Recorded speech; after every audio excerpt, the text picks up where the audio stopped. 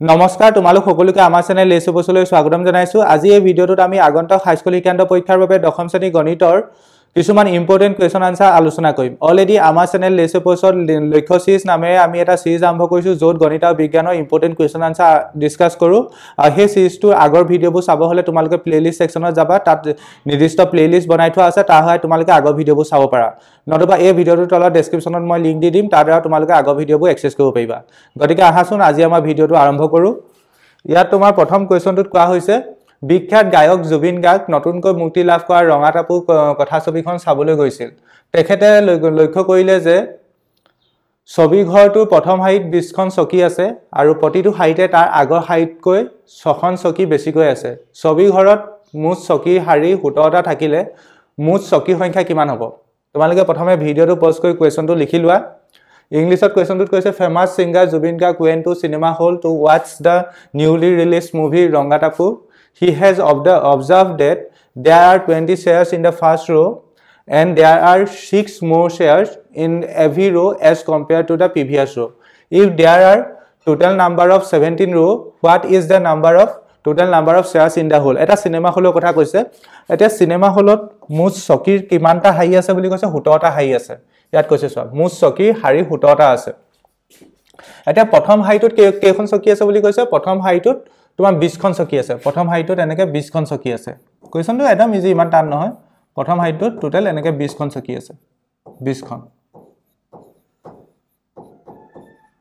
ঠিক আছে এতিয়া আৰু তাৰ পিছত কি ক'লে সব প্ৰথম হাইট 20খন চকী আছে আৰু প্ৰতিটো হাইট তা আগৰ হাইটতকৈ 6খন চকী বেছি আছে ইয়া এতিয়া নেক্সট হাইটত কেইখন চকী আছে আগৰ হাইটতকৈ 6খন চকী বেছি আছে 6খন চকী বেছি হ'ব হলে এই হাইটত কিমান হ'ব তেন্তে 26খন চকী হ'ব কথাটো হয়নে নহয় বুজিবলৈ চেষ্টা কৰা যদিহে প্ৰথম চকী হাইটত 20খন চকী থাকে আৰু নেক্সট হাইটত আগৰ হাইটতকৈ 6খন চকী বেছি থাকে তেন্তে কিমানখন চকী হ'ব 26খন ঠিক একেদৰে ইয়াত নেক্সট যেটো হাই আহিব তাত আগৰ হাইটতকৈ 6খন চকী বেছি থাকে গতিকে 26ৰ লগত আকৌ যদি 6 যোগ কৰি দিও কিমান হ'ব 32খন হ'ব তেনেকে গৈ আছে তেনেকে কিমানটা হাৰি আছে টোটাল তোমাৰ 17টা হাৰি আছে 17টা হাৰি কথাটো বুজি পালা নে তেন্তে প্ৰথম হাইট কেইখন চকী আছে 20খন দ্বিতীয় হাইট কেইখন চকী আছে 26খন তৃতীয় হাইট কেইখন চকী আছে 32খন তেনেকে গৈ আছে কিমানলৈ গৈছে 17টা পদলৈ গৈছে কেইটা পদলৈ গৈছে 17টা পদলৈ এনেকে কন্টিনিউ হৈছে 17টা পদলৈ 17 টামলৈ এনেকে কন্টিনিউ হৈছে গতিকে ইয়াত কেইখন চকী আছে আমি উলিয়াই দিব পাৰিম কাৰণ এই সংখ্যাকিটা কি গঠন কৰিছে এপি গঠন কৰিছে সমান্তৰাল প্ৰকৃতি গঠন কৰিছে যাৰ প্ৰথম পদ হৈছে 20 সাধাৰণত আমি উলিয়াই দিব পাৰিম 26 - 20 that means 6 আৰু n ৰ ভ্যালু কিমান হ'ব 17 হ'ব that means n লৈকে হে 17 লৈকে সামটো কিমান হ'ব এই পদবৰ সামটো কিমান হ'ব যোগফলটো কিমান হ'ব আমি ফৰ্মুলা লগাই উলিয়াই দিব পাৰিম গতিকে তেতিয়া আমি চিনেমা হলটোত কিমানখন চকী আছে ধুনিয়াকৈ গম পাই যাম গতিকে এই চিনেমা হলটো প্ৰতিটো হাইট থকা চকী সংখ্যাবোৰে কি গঠন কৰিছে এটা সমান্তৰাল প্ৰকৃতি গঠন কৰিছে ঠিক আছে গতিকে তোমালোকে এটা লাইন লিখি লও পাৰা চিনেমা হলটোত থকা চিনেমা হলৰ প্ৰতিটো হাৰিত থকা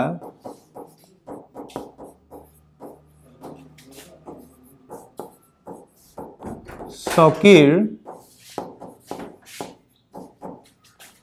সংখ্যাক্ৰমে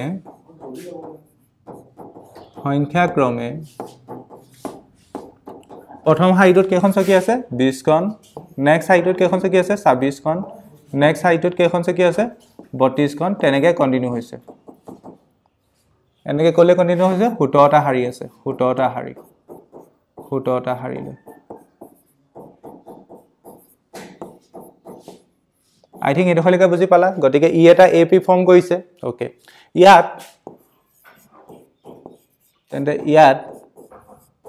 প্ৰথম পদ কিমান হ'ব যেটো দ্বাৰা প্ৰগতিটো আৰম্ভ হৈছে সমান্তৰাল প্ৰগতিটো আৰম্ভ হৈছে that means a 20 সাধাৰণত কিমান পদমৰ পাৰ্থক্য 6 সাধাৰণতৰ d is equal to 26 minus 20 that means 6 এতিয়া পদৰ সংখ্যা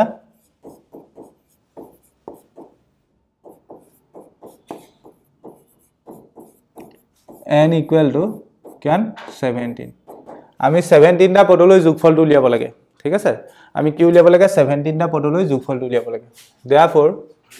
therefore আমি কি জানো sn equal to n by 2 into twice a plus n minus 1 into d এতিয়া আমি কি উলিয়াব লাগে 17 টা পদলৈ গতিকে n ৰ জায়গাত 17 হ'ব 17 by 2 2 into a জায়গাত 20 plus এটো 20 minus 1 into d জায়গাত 6 এটো 17 by 2 এটো হল 2 into 20 plus এটো 19 into 6 ওকে এ ভিতৰৰ পৰা প্ৰত্যেকৰ পৰা দুই এটা কমন আহিব কমন লৈ লোৱা দুইটো এই দুইটো কমন গুছি আহিলে গতিকে থাকিব কি প্ৰথমটো থাকিব 20 থাকিব ঠিক আছে আশা কৰিছো বুজি পাইছা দুটো কমন লৈছো ঠিক একেটো ইয়াটো দুই কমন আহিব 19 into 3 কান 6 ক আমি 2 into 3 লিখিব পাৰো 2 টো কমন ললো বাহিৰলৈ গুছি আহিলে ঠিক থাকিব এটা 2 লগত 2 কেনসেল এটা বাকিখিনি ক্যালকুলেশন এটো 17 ইয়াত 90 20 plus 19 into 3 কইলে 27 উকললে 2 9 গুণ 9 27 উকললে 2 3 গুণ 3 5 57 57 এর লগত 20 যোগ কইলে 67 77 17 into 77 17 into 77 কইলে কিমান হ'ব 49 উকললে 4 7 7 গুণ 49 53 7 7 9 10 শূন্য করলে 1 12 13 বাপরে সিনেমা হল বহুত ডাঙৰ 1300 9খন চকি আছে ঠিক আছে 7 7 গুণ 49 করলে 4 7 7 গুণ 49 49 4 53 7 গুণ 7 7 গুণ 7 9 10 শূন্য করলে 12 13 ঠিক আছে গতিকে বইখনৰ তলত লিখিবা গতিকে বা এটাকে সিনেমা হলত থকা মুঠ চকীৰ সংখ্যা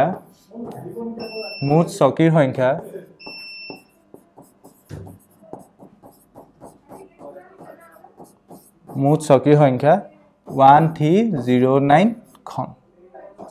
আশা কৰিছো বুজি পালা এটা ইংলিশ মিডিয়ামৰ ছাত্ৰ-ছাত্ৰীসকলৰ বাবে কোৱেশ্চনটো কি ইংলিশত কৈ দিব লাগিব নি যদি কৈ দিব লাগে মই কৈ দিছো বাৰু তোমালোকে মোক কমেন্ট কৰিবাচোন কিমান ইংলিশ মিডিয়ামৰ ছাত্ৰ-ছাত্ৰীয়ে ভিডিঅ'বোৰ চোৱা যদিহে বেছি ছাত্ৰ-ছাত্ৰীয়ে চোৱা তেতিয়া মই কোৱেশ্চনবোৰ ইংলিশত কৈ যাম যদিহে কম ছাত্ৰ-ছাত্ৰীয়ে চোৱা তেন্তিয়া মই কোৱেশ্চনবোৰ ইংলিশত কৈ না যাওঁ কাৰণ মোৰ যেহেতু ভিডিঅ'বোৰ প্ৰস্তুত কৰোতে ইংলিশতো যদি সমানে কৈ যাওঁ টাইমটো বেছি লাগে নহয় জানো হলো মই আজি ভিডিঅ'টোত কৈ দিছো বাৰু the number of shares প্ৰথম লাইনটো লিখিবা ইংলিশত the number of shares in each row in the cinema hall are the number of shares in each row in the cinema hall are 20, 26, 32, dot 17 up to 17 row bracket up to 17 row here first term bracket a equal to 20 common difference bracket d equal to 6 and number of term n equal to 17 okay এতিয়া ইয়াত বাকিখিনিটো mathematical calculation ইয়াত একো English কবলে নাই এতিয়া next লিখিব পাৰা therefore number of seats বা number of shares in the cinema hall is 1309 I think বুজি পালা এতিয়া নেক্সট কোৱেশ্চন এটালে আগবাঢ়িম again তোমালোকে ভিডিওটো পোষ্ট কৰি প্ৰথমে কোৱেশ্চনটো লিখি লোৱা বহিত কোৱেশ্চনটোত কৈছে চিত্ৰত ডি সমান্তৰাল বিসি এই ডি বাহুডালৰ লগত বিসি বাহুডাল সমান্তৰাল ওকে পি সমান্তৰাল ডিসি ওকে ডি সমান্তৰাল বিসি আৰু পি সমান্তৰাল ডিসি ওকে যদি AP equal to 4 cm AP equal to কিমান কোৱা হৈছে 4 cm AP মান 4 cm okay PB equal to 12 cm PB মানে ইয়াৰ পৰা ইয়ালৈকে দেখো 12 cm তেন্তে AD মান কিমান হ'ব we have to find the value of AD এই দেখো উলিয়াব লাগে AD এটো কোৱেশ্চন ঠিক আছে in diagram DE is parallel to BC DE বাহুডাল BC সমান্তৰাল okay PE parallel to DC PE বাহুডাল DC সমান্তৰাল next AP equal to কিমান বুলি কৈছে 4 বুলি কৈছে A পৰা P লৈকে to 4 and PB equal to 12 P পৰা B লৈকে এডোখৰ 12 বুলি কৈছে okay we have to find the value of AD প্ৰথম কথা ইয়াত যেহেতু এটো এটা ট্ৰায়াঙ্গল হয় এটো এটা ত্ৰিভুজ হয় ইয়াত D সমান্তৰাল BC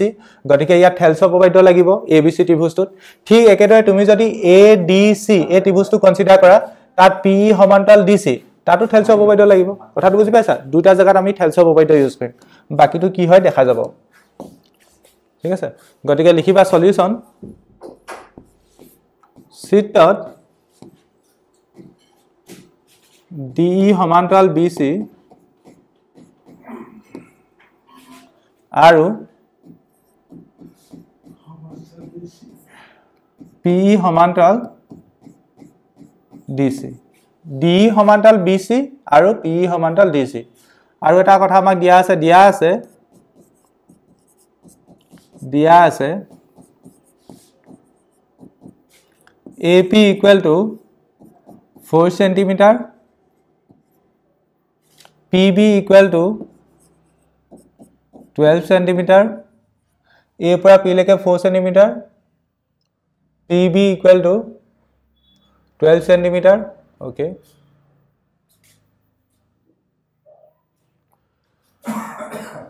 আৰু কি উলিয়াব লাগে AD equal to question mark এতিয়া প্ৰথম এটা কথা চোৱা যিহেতু ত্ৰিভুজ ABC ৰ DE বাহুডালৰ লগত BC বাহুডাল সমান্তৰাল DE সমান্তৰাল BC I think এডোখৰলৈকে সকলোৱে বুজি পাইছা এতিয়া ইয়াত তেন্তে আমি থেলছ উপপাদ্য লগাব পাৰিম DE সমান্তৰাল BC হলে থেলছ উপপাদ্য লাগিব therefore we can say that AD divided by DB is equal to ইফালে কি হ'ব AE divided by EC AE divided by কি হ'ব EC suppose এটো ইকুৱেশ্যন 1 বুলি দিছো ইউজ হ'ব পাৰে ওকে নেক্সট এতিয়া কোনটো ত্ৰিভুজৰ থেলছ উপপাদ্য লগাম এটো ADC again আকৌ যিহেতু ত্ৰিভুজ ADC ৰ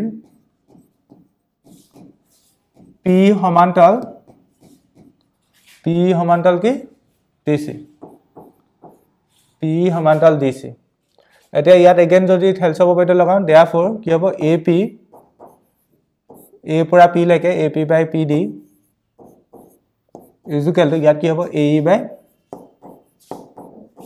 EC suppose এটো ইকুৱেশ্যন 2 দিছো ঠিক আছে আশা কৰিছো এডোখৰলৈকে বুজি পাইছা সমীকৰণ 1 আৰু 2 পৰা সমীকৰণ 1 আৰু 2 পৰা মই এটো আগত কৰিছো না মই এটো দেখিছো অন দা স্পটে কৰি আছো আই থিংক তেনেকৈ হ'ব মই যেনেকৈ কৰি আছো ওকে সমীকৰণ 1 আৰু 2 পৰা কি হ'ব a ডখৰ লগত a ডখৰ সমান গতিকে a পাৰ্টৰ লগত a পাৰ্টটো সমান হ'ব AD by DB is equal to AP by PD এতিয়া কাবা মান জানা নি AP মান জানা 4 PB লাগে তোমাক হয়নে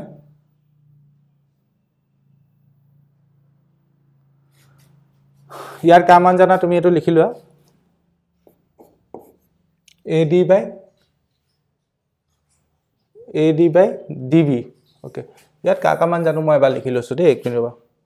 1 মিনিট ইয়াত আমি AP জানো AP ইয়াৰ পৰা ইয়ালৈকে দেখো জানো AP 4 ঠিক আছে আৰু PB ইয়াৰ পৰা ইয়ালৈকে দেখো জানো এই দেখো হল 12 ঠিক আছে গতিকে আমাৰ গুটি যদি A পৰা B লে ডিসটেন্সটো উলিয়াব লগিয়া হয় A পৰা B লে ডিসটেন্সটো কিমান হ'ব আমাৰ 12 plus 4 16 হ'ব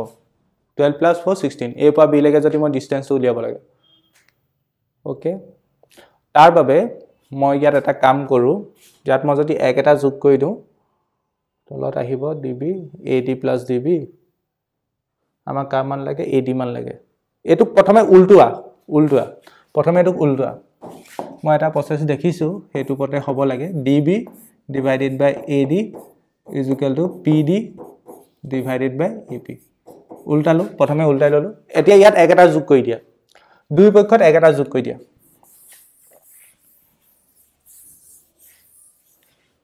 দুই পক্ষত যদি মই একেটা যোগ কৰি দিওঁ কি হ'ব DB by AD plus 1 ইফালো একেটাই হ'ব PD by AP plus 1 this implies এটো হ'ব AD উপৰ এনেকুৱা ধৰণৰ কোৱেশ্চন কিতাপত আছে কৈছা নিশ্চয় এক যোগ কৰা কোৱেশ্চনবোৰ AD এফালে হ'ব PD plus AP LCM ললো আৰু বাকিখিনি বুজি পাইছে উপৰ কি হ'ব DB plus AD DB মানে এই ডখৰ plus AD মানে এই ডখৰ গুটে বাহুডাল পাই যাম AB ডাল পাই যাম উপৰ হৈ গল AB তোমালোকে যদি জানা ডাইৰেক্ট এটো উপপাদ্য লগাই দিলে হয় দে এনেকুৱা ধৰণৰ উপপাদ্য এটাও আছিল তোমালোকে ইমানখিনি নকৈ ডাইৰেক্ট উপপাদ্য লগাই দিব পাৰা থেলছ উপপাদ্য লাগিলে এটো মানে ফুলফিল হয় এটো হলো মই কৈ দেখাই দিছো আৰু কান সব উপপাদ্য মনত নাথাকে PD কোন ডখৰ PD এয়া পাইয়া লাগে ওকে প্লাস AP PD আৰু AP যোগ কৰিলে কি হ'ব PD মানে ইয়া পা ইয়া লাগে আৰু AP মানে ইয়া পা ইয়া লাগে গতে AD হ'ব ওকে AD হ'ব divided by AP ডাল AB ভাগে থাকক এতিয়া যা মান জানা বহাই দিয়া ভালকে চাবা দেই AB এতিয়া চোৱা A পৰা P লৈকে 4 P পৰা B লৈকে 12 গটিকে A পৰা B লৈকে কিমান হ'ব 4 + 12 মানে AB মানটো কিমান হ'ব 16 হ'ব AB মানটো কিমান হ'ব 16 হ'ব আই থিং এটো বুজি পালা divided by AD মান নাজানো উলিয়াব লাগে AD টো AD ভাগে থাকিলে ইজিক্যালি ইয়াটো একে AD মান নাজানো উলিয়াব লাগে divided by AP মান কিমান AP মান 4 ওকে উলাই গল AP মান 4 এটো যদি মই বজ্ৰপন কৰি দিও AD স্কয়াৰ মু এটো অন দা স্পট কৈ আছিল আগতে কোৱা নাই 16 * 4 এটা বৰ্গমূল লৈ লোৱা হৈ গল এটো কোনোবাই যদি ইয়াতকৈ শৰ্টকে কৰিব পাৰিছা জনাবা কমেন্ট সেকশনত জনাই দিবা মু এতিয়া on the spot AP method মনলৈ আহিছে ঠিক আছে গটিকে এটো হ'ব AD √16 * 4 এতিয়া AD মান কিমান হ'ব 16 বৰ্গমূল 4 বৰ্গমূল 2 গটিকে AD = 8 cm this is the value of AD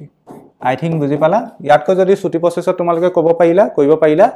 তেন্তে কমেন্ট সেকশনত জনাবা বেসিক্যালি ইয়াতকৈ ছুটি কৰিব পাৰি বাট মই এবু x যোগ কৰাখিনি দেখাই দিছো এটুকু তোমালোকে ৰিজাল্ট হিচাপে মনত ৰাখিব পাৰা উপপাদ্য এটা আছে এনেকুৱা ধৰণৰ থেলছ উপপাদ্য লাগিলে এনেকুৱা ধৰণৰ ৰিজাল্ট আছিল তেনেকেও কৰিব পাৰা এডোখৰ আগৰ ষ্টেপখিনি স্কিপ কৰি হলো মই সবে বুজি পাকে দেখাই দিছো আৰু এডোখৰ AB = 16 কেনেকৈ হল আই থিং সবিচাই গম পাইছা A পৰা P লৈকে 4 আৰু P পৰা B লৈকে খুব 12 গটিকে টোটাল 16 হ'ব ঠিক আছে ঠিক একেদৰে AP মানটো দিয়াই আছে ভ্যালু বহাইলো আশা কৰিছো বুজি পাইছা এটা নেক্সট কোৱেশ্চন টো লাগবাহু ইয়াত কৈছে তোমাৰ হাতত 10 আৰু 20 টকিয়া দুই প্ৰকাৰৰ কিছুমান নোটস আছে ওকে 10 টকিয়া নোটৰ সংখ্যা 20 টকিয়া নোটতকৈ 3 বেছি ওকে দুইবিধ নোটৰ মূল্য মুঠ মূল্য পূৰণফল 8000 টকা হলে কোনবিধ নোট কিমান আছিল নিৰ্ণয় কৰা there are some 10 and 20 rupee notes in your head তোমাৰ হাতত মানে 10 টকিয়া আৰু 20 টকিয়া কিছুমান নোট আছে কেখন আছে হেতু কৈ দিয়া নাই number of 10 rupee note is 3 more than 20 rupee note এতিয়া এটা সম্পৰ্ক দিছে তোমাৰ হাতত থকা 10 টকিয়া নোটৰ সংখ্যাটো 20 টকিয়া নোটৰ সংখ্যাতকৈ মানে 3খন বেছি okay the product of total value of two types of notes is 8000 okay দুইবিধ নোটৰ মুঠ মূল্যৰ পূৰণফল 8000 okay find the number of two types of notes okay 10 টকিয়া note কেখন আছে না জানা 20 টকিয়া নোট কেখন আছে না জানা এজিউম কৰি লোৱা ধৰা হোক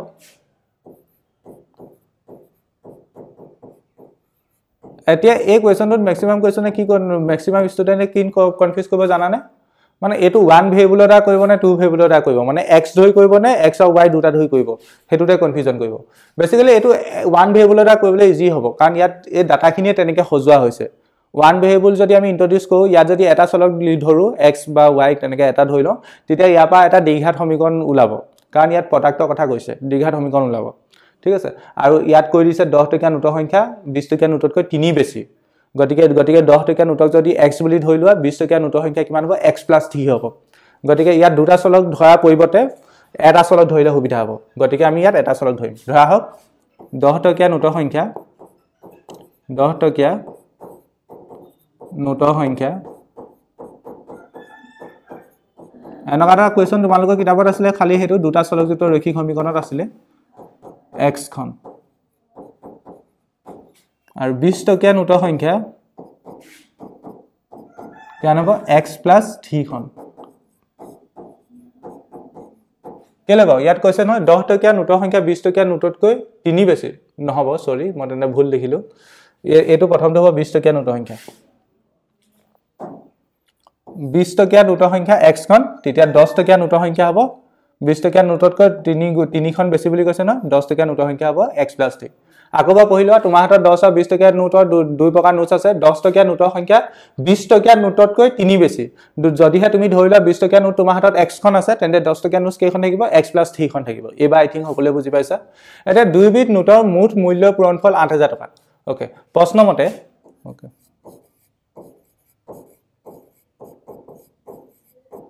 প্ৰশ্ন মতে এতিয়া চাবা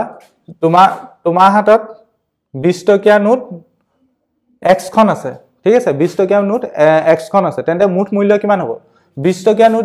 ধৰিলা তোমাৰ হাতত 3 খন আছে তেতিয়া তোমাৰ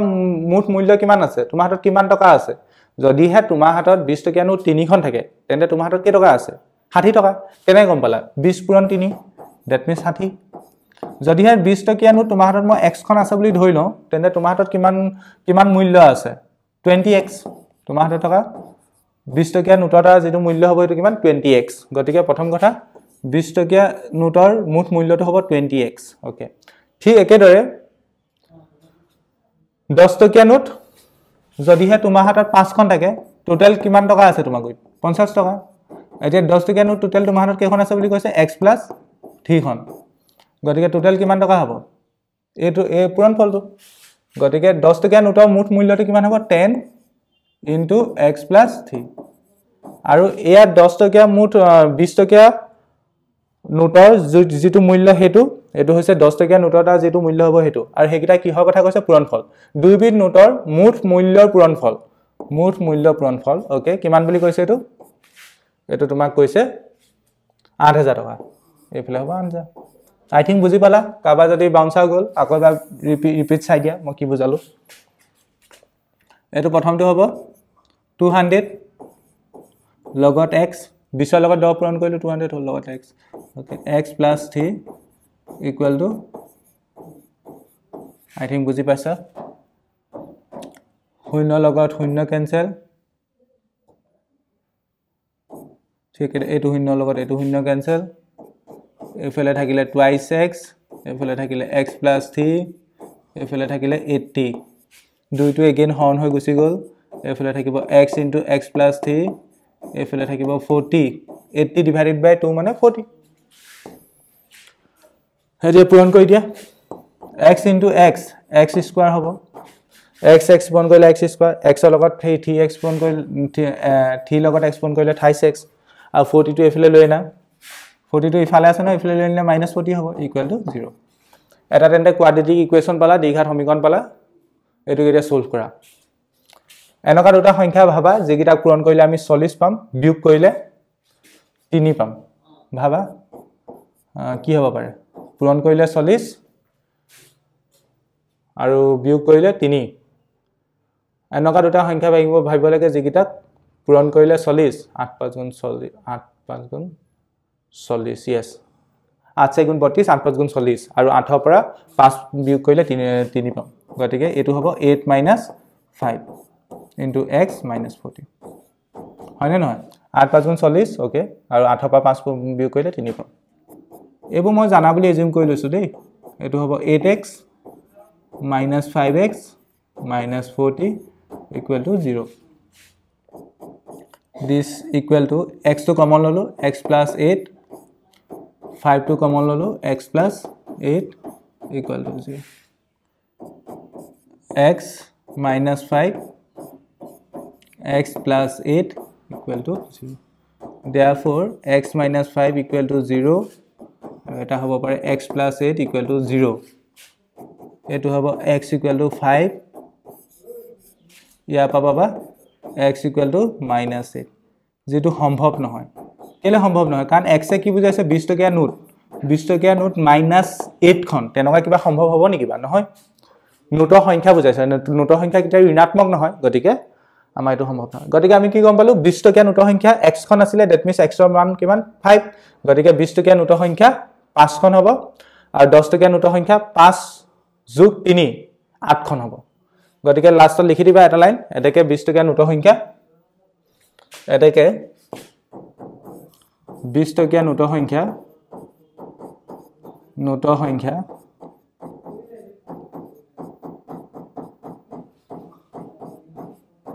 5 খন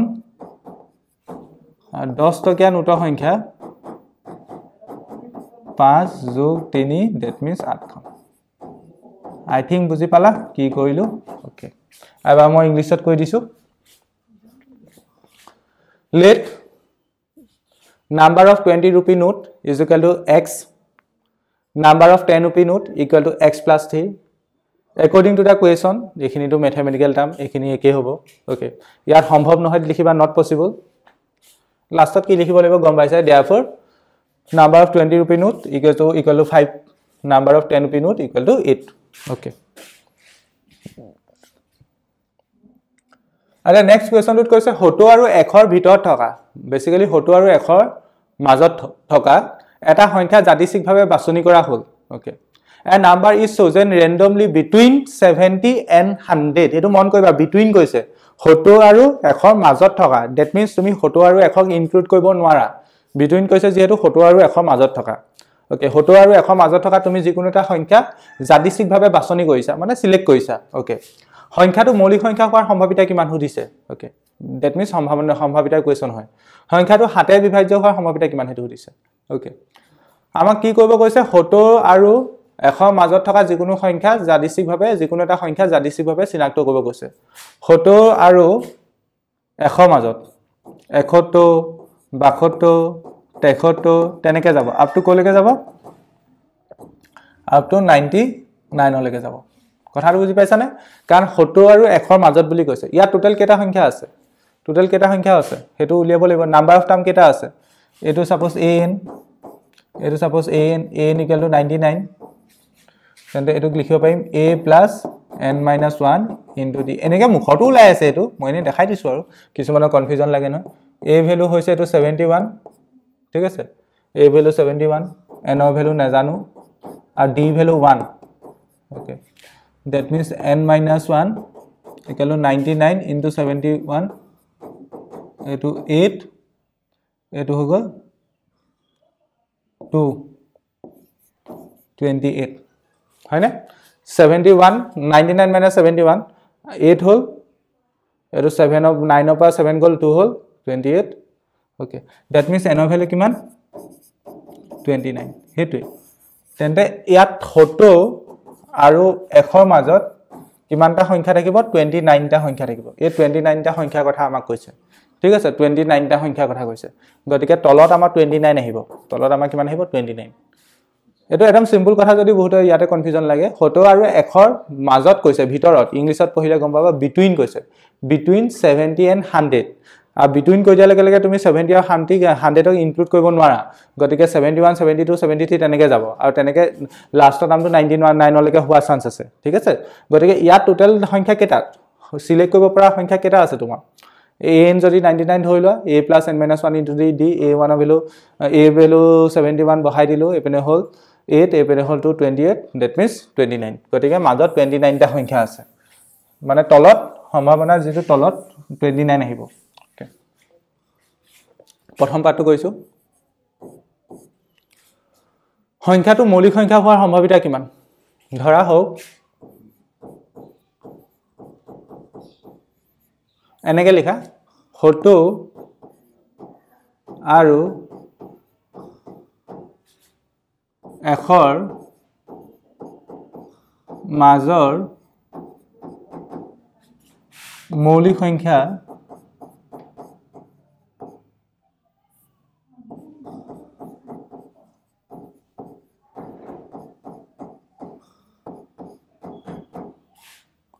এতিয়া আমি হটো আৰু এখৰ মাজত থকা মৌলিক সংখ্যা যদি লিখিব লাগে মৌলিক সংখ্যা মানে কি আছে যিবোৰ সংখ্যাৰ উৎপাদক এক আৰু সংখ্যাটো নিজেই হয় হটো আৰু এখৰ মাজত এটা হ'ব 71 নেক্সট হ'ব 73 72 নহয় 73 হ'ব 74 নহয় 75 নহয় 76 নহয় 77 নহয় 78 নহয় 79 হ'ব 80 নহয় 81 নহয় 82 নহয় 83 হ'ব 84 নহয় 85 নহয় 86 নহয় 87 নহয় 88 নহয় 89 হ'ব 90 নহয় 91 নহয় 92 নহয় 93 নহয় 94 নহয় 95 নহয় 96 নহয় 97 হ'ব কেটা পালো ছটা তোমালোকে মৌলিক সংখ্যা চিনি পায় ন মৌলিক সংখ্যা আৰু কি বেলেগকে বুজাম মৌলিক সংখ্যা কিটা লিখিছো 70 আৰু 1 ৰ মাজত তেন্তে কি থকা মৌলিক সংখ্যা কিমান ছটা আছে ওকে 70 আৰু 1 ৰ মাজত মুঠ সংখ্যা কেটা আছে 29টা আছে হেতু অলৰেডি মই অলপ আগত দেখালো ঠিক আছে গতিকে ধৰিব পাৰা আৰু এটা লাইন লিখিব পাৰা 70 আৰু 1 ৰ মাজৰ মুঠ সংখ্যা বেসিক্যালি ইন্টিজাৰ কথাই কৈছে অখণ্ড সংখ্যা 29টা আৰু মৌলিক সংখ্যা কিমান 6টা গতিকে সম্ভাৱনা কিমান হ'ব 6/29 ওলাই গ'ল গতিকে এটোকে আমি ধৰা ধুনিয়াকে লিখি দিম আৰু ধৰা হোক আমাৰ যিটো ঘটনাৰ সম্ভাৱনা উলিয়াব লাগে তাক আমি ঘটনা হিচাপে ধৰি লওঁ ই ইকুৱেল টু সংখ্যাটো মৌলিক হোৱাৰ ঘটনা ধৰা হোক সংখ্যাটো বাছনি কৰা সংখ্যাটো মৌলিক হোৱাৰ ঘটনা বাছনি কৰা সংখ্যাটো মৌলিক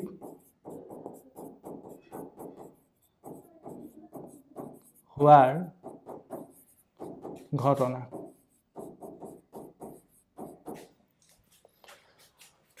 ইয়াত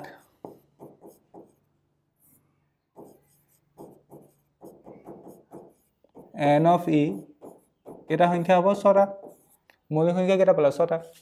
n of s টোটাল সংখ্যা কেটা আছে 70 আৰু 100 ৰ মাজত 29টা এটাকে নিৰ্ণয় সম্ভাৱিতা বহিখনৰ তলত লিখিবা নিৰ্ণয় সম্ভাৱিতা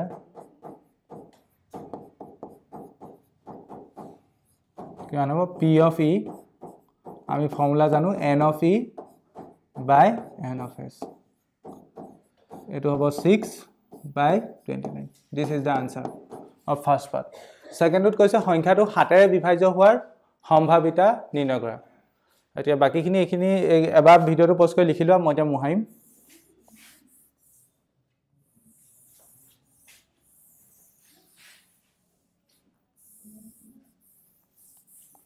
মই ইয়াতে মডিফাই কৰিম অলপ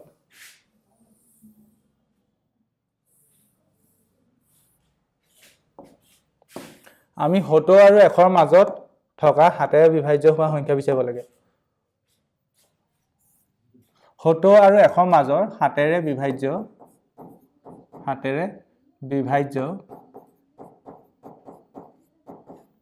হোৱা সংখ্যা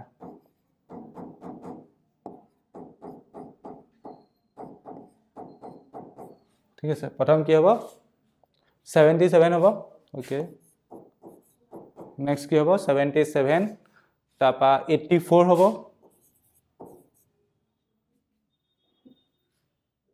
84 হ'ব নে 84 হ'ব yes নেক্সট কি হ'ব 84 91 হ'ব নেক্সট 98 হ'ব এইগিটাই হ'ব নহয় জানো কিবা থাকি গৈছে নি 77 প্ৰথমটো 77 তাৰ লগত 7 যোগ কৰিলে 80 84 ঠিকে আছে তাৰ লগত এগেইন 7 যোগ কৰিলে 91 ঠিকে আছে 98 ঠিকে আছে এইগিটাই থাকিব তেনে কেটা পালা 70 আৰু 1 ৰ মাজত 7ৰে বিভাজ্য হোৱা সংখ্যা কেটা আছে 4টা 70 আৰু 1 ৰ মাজত থকা মুঠ সংখ্যা 29টা হেতু একে থাকিব ধৰা হোক f = আমি ঘটনাটোক f বুলি ধৰিছো বাছনি কৰা সংখ্যাটো 7ৰে বিভাজ্য হোৱা ঘটনা 7ৰে বিভাজ্য হোৱাৰ ঘটনা ইয়াত n of f equal to কিমান 4